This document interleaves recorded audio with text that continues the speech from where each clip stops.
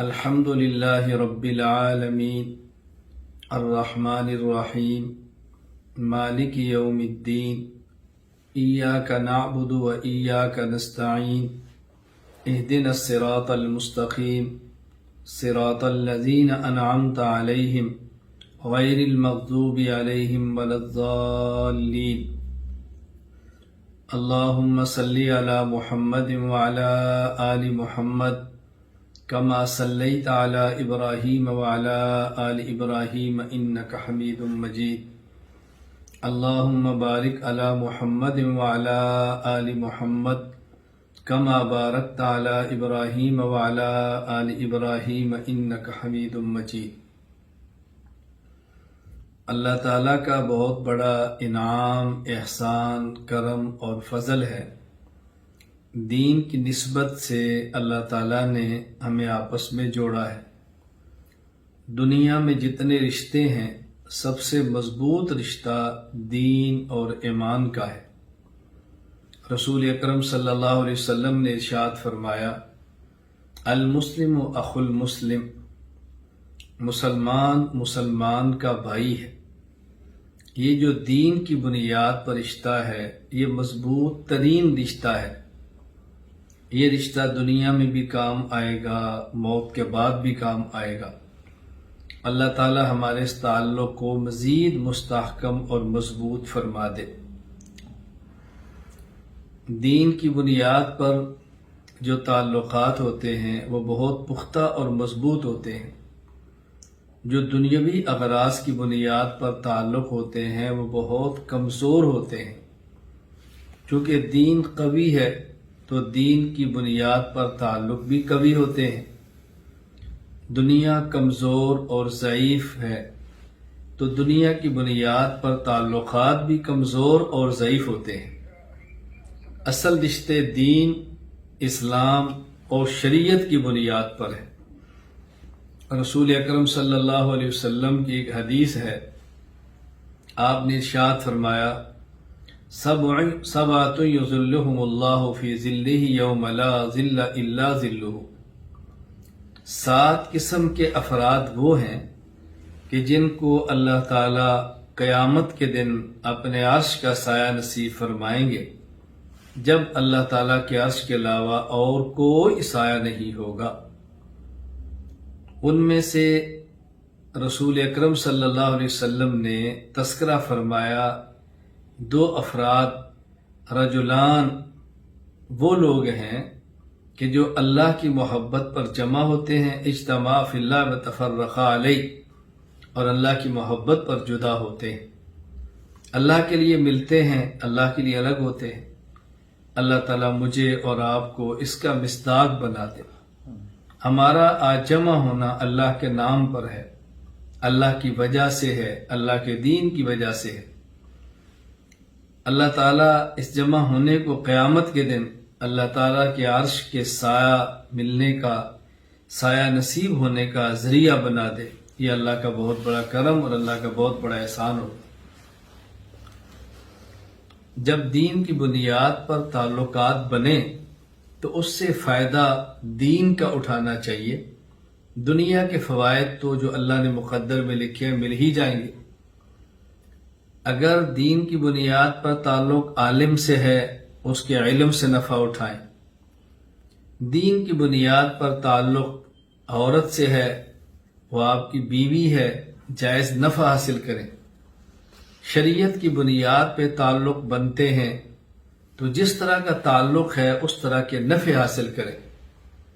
آپ حضرات کا تعلق مرکز اہل سنت والجماعت کے ساتھ یہ ایک دینی تعلق ہے، ایک علمی تعلق ہے، ایک اسلامی تعلق ہے۔ دیانتداری کا تقاضا یہ ہے کہ ہم لوگ جو مرکز اہل سنت والجماعت میں ہیں، اساتذہ کرام جو یہاں موجود ہیں، وہ دین کو سمجھانے میں کمی نہ کریں، اور آپ حضرات جو پڑھنے والے ہیں وہ دین کو سمجھنے میں کمی نہ کریں۔ ہر موقع کے مطابق ہدایات دینا یہ اہل مرکز کا کام ہے، اور وقت کے مطابق دی گئی ہدایات پر عمل کرنا یہ طلباء کا کام ہے۔ اس تعلق نے مستحکم اور مضبوط اتنا زیادہ ہونا ہے جتنا ہم میں سے ہر کسی نے اپنی ذمہ داری کا احساس کرنا ہے۔ استاذ کی حیثیت روحانی والد کی ہے، شاگرد کی حیثیت روحانی اولاد کی ہے۔ تو باپ اور بیٹے کا تعلق کتنا مضبوط ہوتا ہے۔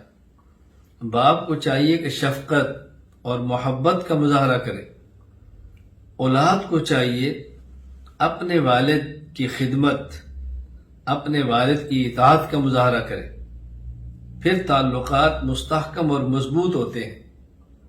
اس چیز کا خیال رکھنا ضروری ہے۔ جس حد تک اساتذہ کرام کے بس میں ہے، اساتذہ کرام لگے ہیں، جس حد تک آپ حضرات کے بس میں ہے آپ بھی لگے ہیں۔ اللہ تعالیٰ اس رشتے کو مستحکم فرمائے، اس رشتے کو مضبوط فرمائے اور دین حاصل کرنے کا اللہ تعالیٰ اس کو ذریعہ بنائے۔ ہم نے دین حاصل کرنا ہے، دین کا علم حاصل کرنا ہے، تو اس لیے کہ ہماری زندگی شریعت کے مطابق گزرے، ہماری زندگی یوں گزرے کہ جس سے اللہ راضی ہو، اللہ کا رسول صلی اللہ علیہ وسلم راضی ہو۔ جو ہمارے ذمہ حقوق ہیں ہم وہ حقوق ادا کریں۔ ہمارے اللہ کا حق عبادت ہے، ہمارے پیغمبر کا حق اطاعت ہے، مخلوق کا حق خدمت ہے۔ یہ تین چیزیں بنیاد ہیں دین میں۔ اللہ کو راضی کرنا ہے اللہ کی عبادت کر کے، اللہ کے حبیب صلی اللہ علیہ وسلم کو راضی کرنا ہے ان کی اطاعت کر کے، اللہ کی مخلوق کو راضی کرنا ہے ان کی خدمت کر کے۔ خادمانہ ہم مزاج بنائیں، مخدومانہ مزاج نہ بنائیں۔ اللہ رب العزت کی عبادت تو کرنی ہے۔ اللہ رب العزت کی عبادت کا معنی یہ ہے کہ جس وقت جس جگہ جو اللہ کا حکم ہو اس کو ماننا ہے اور اس پر عمل کرنا ہے، یہ اللہ کی عبادت ہے، یہ ہمارے ذمے ہے۔ اللہ تعالیٰ کیا چاہتے ہیں؟ میں آج بازار جا رہا تھا، ہم 2 آدمی گاڑی میں بیٹھے تھے، میں اپنے ساتھ بیٹھنے والے ساتھی کو یہ بات مفتی صاحب کو سمجھا رہا تھا کہ دیکھیں ہم بازار میں نکلے ہیں، بازار میں خواتین بھی ہیں، نامحرم ہیں، اللہ کا حکم ہے یغضوا من ابصارہم، اپنی آنکھ کو جھکائیں اور نامحرم عورت کو نہ دیکھیں۔ ہم یہ نہیں کہہ سکتے کہ ہمارے دل میں تو ان کے بارے میں کوئی ناجائز خواہش نہیں لہذا دیکھ لیں۔ دل میں خواہش آئے یا نہ آئے، اللہ کا حکم ہے کہ نامحرم کو نہیں دیکھنا، بس نہیں دیکھنا، اللہ کا حکم ہے۔ اسی کا نام عبادت ہے۔ اللہ تعالیٰ کا جو حکم ہے اس کو مانیں اور اس پر عمل کریں، یہ اللہ کی عبادت ہے۔ اس میں جی چاہنا اور جی کا نہ چاہنا، دل کا لگنا اور دل کا نہ لگنا، یہ دونوں برابر ہیں۔ دل لگے تب بھی عبادت، دل نہ لگے تب بھی عبادت، جی چاہے تب بھی عبادت اور جی نہ چاہے تب بھی عبادت۔ انسان کی کیفیت ہمیشہ ایک جیسی نہیں رہتی، انسان کی دل کی کیفیت بدلتی رہتی ہے۔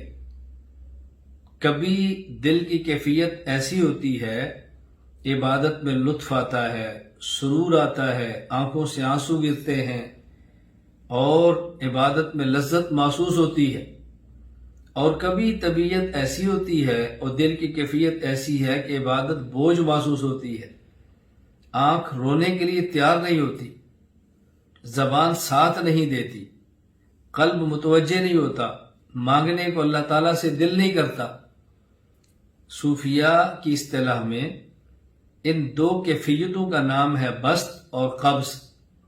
بسط کا معنی سینہ کھلا ہے، لطف آ رہا ہے، سرور مل رہا ہے، طبیعت میں بشاشت ہے، اور قبض کا معنی لطف بھی نہیں آ رہا، سرور بھی نہیں آ رہا، طبیعت بجھی ہوئی ہے، دل آمادہ نہیں ہوتا۔ عبادت کے لیے دونوں حالتیں یکساں ہیں، ہر حال میں عبادت کرنی ہے، ہر حال میں عبادت کرنی ہے۔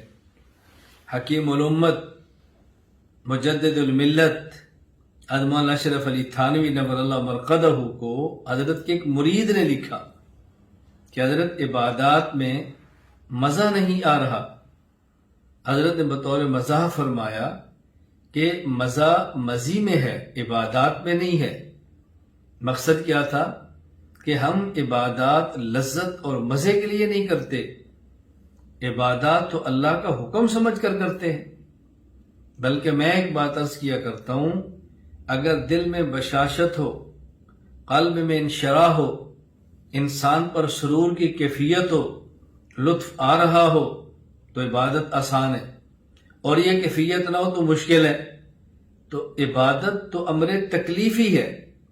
تکلیف یہ کلفت سے ہے، مشقت سے، یعنی یوں اللہ کی عبادت کرنا کہ انسان کو مشقت اٹھانی پڑے. تو مشقت تو تبھی ہوتی ہے جب راحت محسوس نہ ہو، ورنہ مشقت کس بات کی. اصل تو عبادت ہے ہی وہ کہ طبیعت نہ چاہے پھر بھی کرے.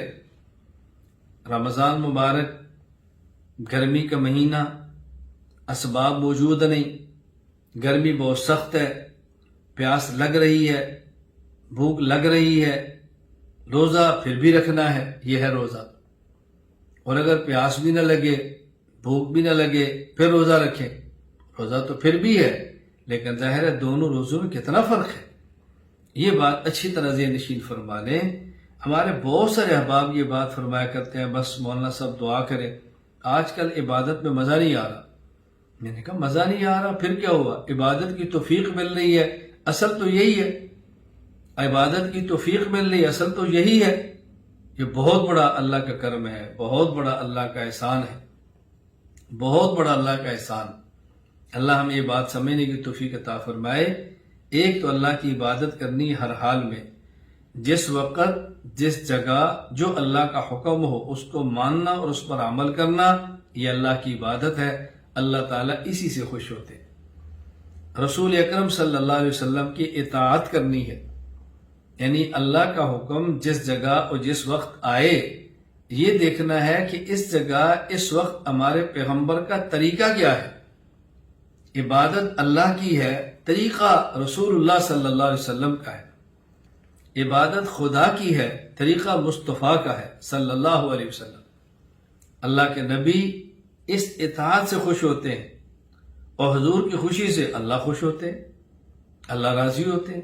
اللہ اعلان محبت فرماتے ہیں، قل ان کنتم تحبون اللہ فاتبعونی یحببکم اللہ.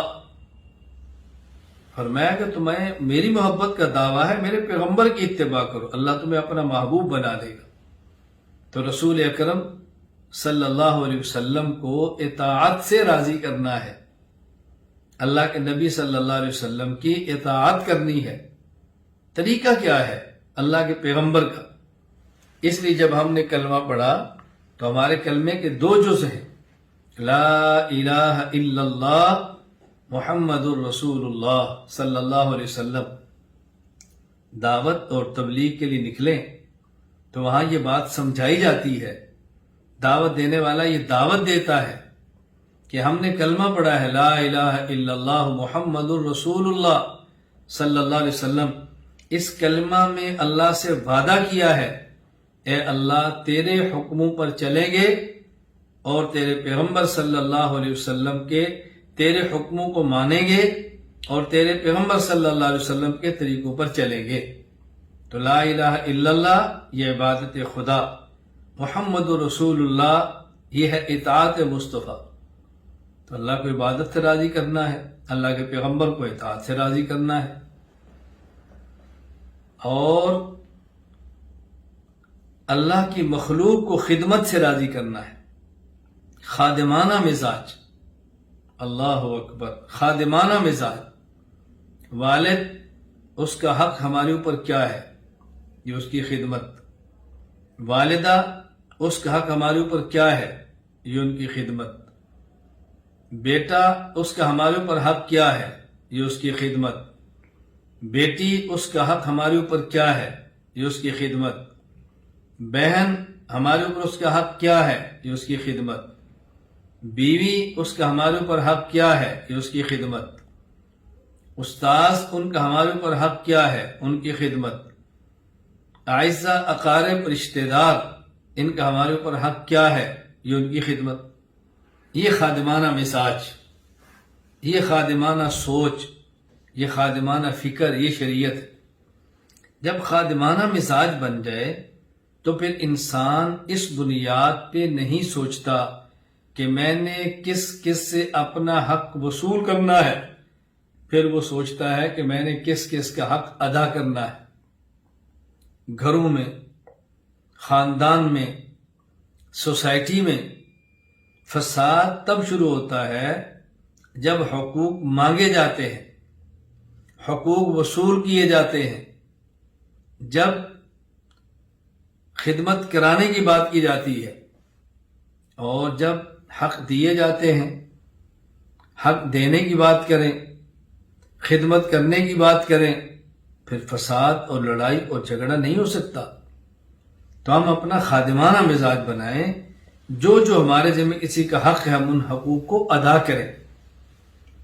تو میں یہ بات سمجھا رہا ہوں، ہمارا تعلق اللہ کے لیے ہے، اللہ کے نام پر ہے، اللہ کی ذات کی وجہ سے ہے۔ ہمارے اس تعلقات کو مستحکم ہونا چاہیے۔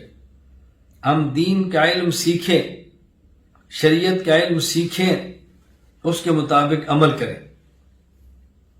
دین میں جو بنیادی چیزیں میں عرض کر رہا ہوں، اللہ کو راضی کرنا ہے عبادت سے، اللہ کے رسول صلی اللہ علیہ وسلم کو راضی کرنا ہے اطاعت سے، اللہ کی مخلوق کو راضی کرنا ہے خدمت سے۔ ہم یہ اپنا مزاج بنائیں۔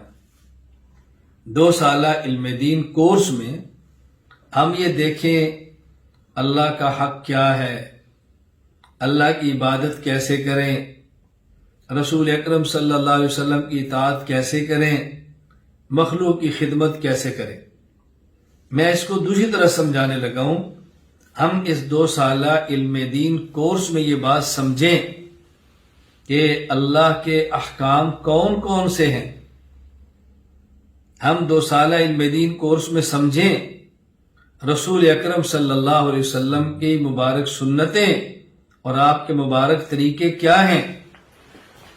ہم یہ 2 سالہ علم دین کورس میں سمجھیں، ہم اس کو سمجھیں اور پڑھیں کہ ہمارے اوپر کس بندے کے حق کیا ہیں۔ بس لطف آ جائے علم دین کورس کرنے کا، لطف آ جائے پڑھنے کا، لطف آ جائے پڑھانے کا، مزہ آ جائے ہمیں ای مرکز کو چلانے کا۔ آپ یقین فرمائیں، اللہ گواہ ہے، میں دعائیں مانگتا ہوں اساتذہ کرام کے لیے جو پڑھاتے ہیں، اور دعائیں مانگتا ہوں رات کو اٹھ کے ان کے لیے جو پڑھتے ہیں کہ یا اللہ ہم سب کو قبول فرما لے، یا اللہ ہم سب کو قبول فرما لے، یا اللہ تو ہم سب کو قبول فرما لے۔ اللہ تعالیٰ آپ کو بھی قبول فرمائے، اللہ تعالیٰ آپ کی برکت سے مجھے بھی قبول فرمائے۔ تو یہ بنیاد ہے ہمارے علم کی، یہ بنیاد ہے ہمارے علم کی۔ ابھی دیکھیں ذی الحج ہمارے سامنے ہے، ماہ ذی الحج مبارک ماہ ہے۔ ہم نے دیکھنا ہے اس موسم کے اعتبار سے عبادت کیا ہے، اس موسم کے اعتبار سے رسول اللہ صلی اللہ علیہ وسلم کی اطاعت کیا ہے، اس موسم کے اعتبار سے مخلوق کے حقوق کیا ہے، ہم نے دیکھنا ہے۔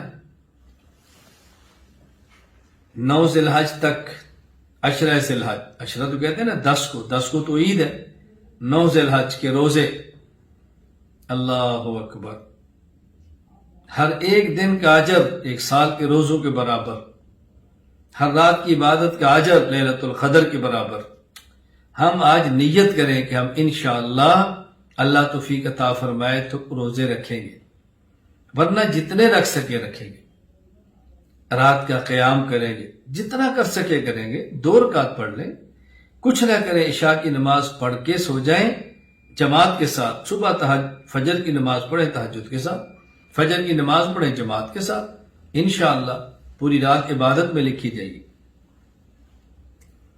10 ذی الحج، 11 ذی الحج، 12 ذی الحج قربانی کرنی ہے۔ 9 ذی الحج کی فجر سے شروع ہوں، ایام تشریق 5 دن تک وہ چلنے ہیں۔ ہر فرض نماز کے بعد مسافر، مقیم، مرد، عورت تکبیرات تشریق پڑھیں۔